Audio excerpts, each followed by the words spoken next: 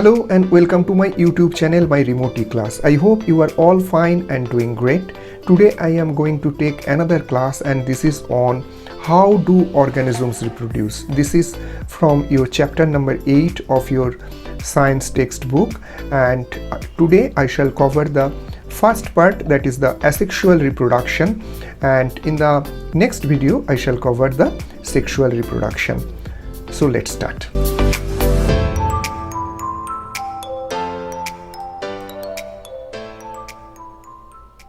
So what is reproduction? It is a biological process by which an organism reproduces an offspring who is biologically similar to the organism. There are lots of significances regarding reproduction. Firstly, this process helps in maintaining the continuity of species. It brings a balance between the mortality and the natality. Mortality means the death rate and natality means the birth rate. So whenever there is any death, then what happens? There is a decrease in the number of species, and this process actually fills up that void and just makes a balance of it. Now sexual reproduction brings new varieties, and these new varieties help in evolution. Not only this, the sexual reproduction also brings the variation. As a result, no two species are exactly identical in this world, and actually this helps to fight against the changing environment. In a nutshell, it helps in adaptation. Now there are mainly two types of reproduction. One is called asexual reproduction and another one is called sexual reproduction. If we go through the differences between asexual reproduction and sexual reproduction, we will find there are lots of differences. Number one, in asexual reproduction, one organism is required. In sexual reproduction, two organisms are required. In asexual reproduction, no gamete is produced, rather the spore is required for asexual reproduction, and in fact spore is the unit of asexual reproduction. Whereas in case of sexual reproduction, we need gametes. We need the male gamete, we need the female gamete. And no meiosis cell division happens in case of asexual reproduction, whereas the meiosis cell division happens in case of sexual reproduction. In case of asexual reproduction, the offspring produced are exactly like the parental organisms, and in case of sexual reproduction, there are new varieties, there are new characters. So this is a much more advanced process, whereas the asexual reproduction is a very simple process. Now let's go through the various types of asexual reproduction. We are starting with fission. Fission means division. This process is actually an asexual process. In this process, the parent cell divides into two or more daughter cells, and this mode of reproduction is present in amoeba, paramecium, euglena, etc. Now this fission may be of various types. It may be binary fission, it may be multiple fission. In case of binary fission, the parent cell divides into two equal halves called daughter cells, and daughter cells are identical to each other and to their parent cells. Organisms like amoeba, bacteria, euglena, etc. exhibit this kind of fission. Now the binary fission may be of various types. Number one is irregular, number two longitudinal, number three transverse, number four oblique. In case of amoeba, the irregular binary fission takes place. You know that amoeba doesn't have any specific size and shape. It looks very irregular, and the binary fission can take place in any plane, and this happens in case of amoeba.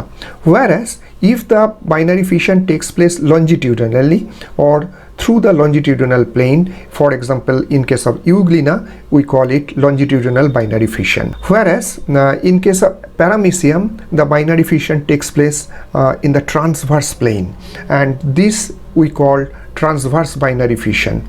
And in case of ceratium, it happens obliquely, so we call it oblique binary fission. Here you can see this is the picture where we can see that this longitudinal binary fission is taking here, the bifurcation is taking place at the median plane, and it is divided into two euglena.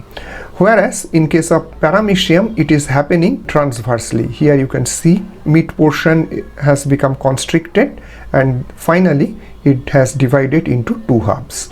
And this is the irregular binary fission. Here you can see amoeba, and here the nucleus has become elongated, and then there is some constriction taking place in the mid portion, and eventually it is divided into two halves. And there is another fission known as the multiple fission.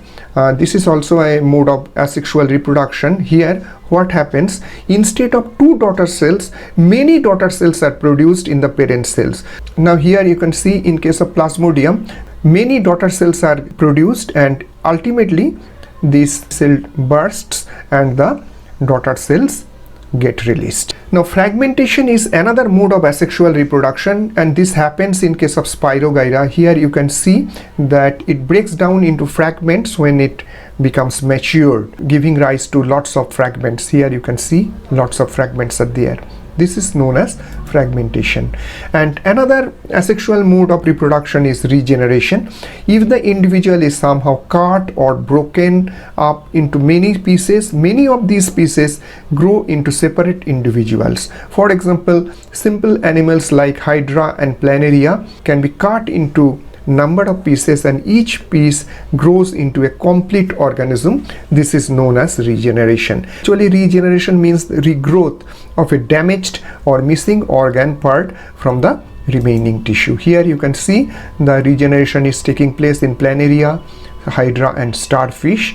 Now budding is another process. In case of Hydra, a bud develops as an outgrowth due to repeated cell division at one specific site. This is the Hydra, and then there is a small outgrowth is taking place here, and then it is getting developed, and ultimately it is detached from the mother body and giving rise to new Hydra. This is actually budding off, and this process is known as budding. And spore formation takes place in case of Rhizopas fungus, and this is actually another mode of asexual reproduction. Here in this picture you can see that Rhizopas, which is a braid mold, has sporangium, and inside the sporangium there are lots of spores, and when this sporangium bursts, the spores come out, and from these spores new Rhizopas are formed. Now let's go through vegetative reproduction or vegetative propagation. Now what is vegetative propagation? There are many plants in which parts like the roots, stems and leaves develop into new plants under appropriate conditions. That means here the reproductive organs are not taking place. Instead, the new plants can be developed from leaves or stems or roots. Now let's go through the various types of vegetative propagation. Vegetative propagation may be of two types.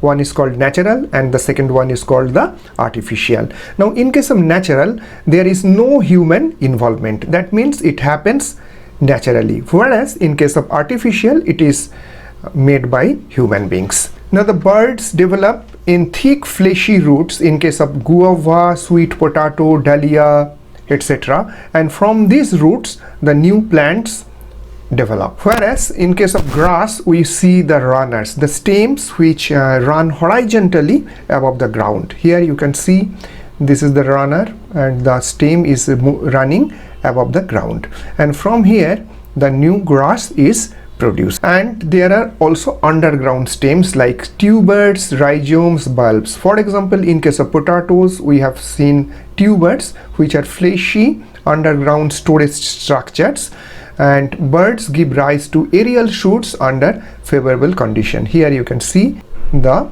new plant is growing. Whereas in case of ginger, we find the rhizomes. These are actually the modified stems found underground, and birds appear at the nodes which can give rise to new plants. Here you can see the nodes are there. Here you can see the nodes, and these nodes actually give rise to new ginger plants. And finally, the bulbs of onions. Onions bulbs are short underground vertical shoots with thickened leaves, and roots emerge from underside of the stem. So this also gives rise to new onions. Buds are formed along the leaf margins which give rise to new plants. Now let's go through the artificial vegetative propagation. The first one is called cutting.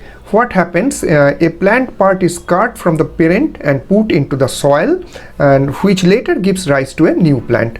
We see this process in case of rose, sugar cane, dahlia, etc. Now this is called the layering. Here what happens, a branch is pulled towards the ground. Here a branch is bent and it is getting attached. From here you can find the new roots come out and give rise to new plants. This is an example of aerial layering. Here what happens, an aerial branch is scrapped. Here you can see this portion is scrapped and then it is covered with moist mud and followed by with a wrapper of plastic, and then what happens, new roots come out from this area and this portion gets detached and giving rise to new plant. Another process is called grafting. Now stems cut from the two different plants and attached to grow as a single plant. The part A of plant from which the portion is detached, that portion which remains underground is known as the stalk, and which is put on the stalk is known as the scion. This improves the quality of certain plants. Now there are lots of significances of vegetative reproduction. Firstly, the daughter cells are exactly similar or identical to the mother plants. Second point, we get many daughter cells within a very short of time. Number 3, it maintains the same hereditary line generation after generation, and in this process disease-free plants are produced. Finally, we have come to variations. Now, as I said earlier, that the two offsprings are not exactly identical with the parents. This is called variation. It is actually essential for evolution, and this happens due to sexual reproduction. Now variations are helpful because it leads to evolution. Secondly, it helps the species to cope with the changing environment. That means it is helping in adaptation. Thirdly, it brings new characters, and as it brings new characters, so it is better equipped with the changing environment. It is also a positive change towards new species formation in evolution. I hope you have understood today's topic, and if you have any query or any problem, then do write in the comment section box. I shall definitely reply. And if you like my video, then do like, share, subscribe. Thank you.